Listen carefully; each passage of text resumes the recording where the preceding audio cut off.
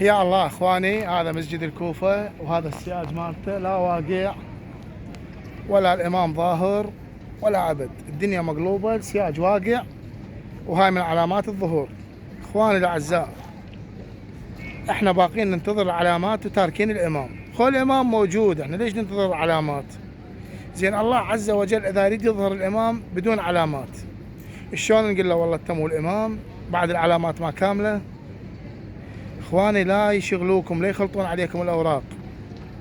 اسرائيل وامريكا وبريطانيا وذيولهم جاي يروجون لهاي الامور، مخدرين الناس والله علامات الظهور بعدها ما كامله وما يظهر الامام، وبعدنا ومخلينا ساكتين على الفساد، لا نامر بالمعروف لا ننهي عن المنكر، وبعدين احنا اللي نقول اتباع الامام. شنو فائده احنا ننتظر الامام ونسائنا تطلع الصبح للدوام متبرجات وبالاسواق متبرجات، او احنا ناخذ رشوه وننطي رشوه، او نعمل بالربا، او ماكلين حقوق الناس، او ما عندنا صله ارحام ومبتعدين عن الله كل البعد، او نسمع غناء.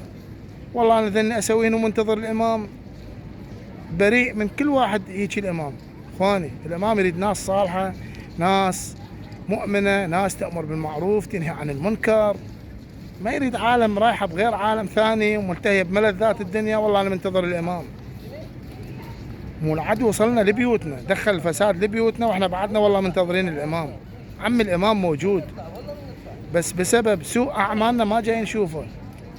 يا اخواني لا يخلطون الاوراق، لا يظل كل ساعه واحد يبث له فد شغله ويقول لك والله راح الامام يظهر. الامام موجود عمي، احنا ما نشوفه، احنا ما نشوفه بسبب سوء اعمالنا.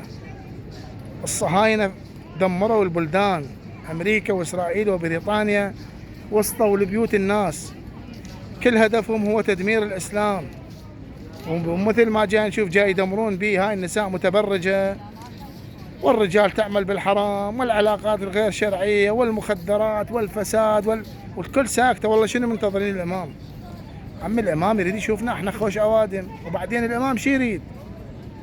يريدنا نمشي في طريق الله، يريدنا نبتعد عن الحرام نتقرب الى الحلال. زين الله عز وجل موجود خو اقرب من حبل الوريد، احنا ما نعرف الحلال والحرام.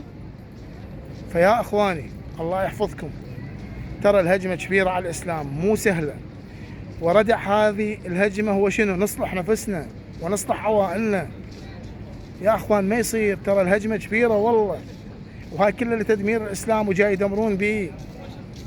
انت الدنيا ملتخه وجاي والله هاي من علامات الظهور ومنتظر العلامات تكمل. اخوانا الله عز وجل هو صاحب الامر، هذا يريد يظهر الامام بدون علامات، شلون نقول له تمو الامام؟ اسال الله الموفقيه للجميع، اللهم عجل لوليك الفرج يا الله.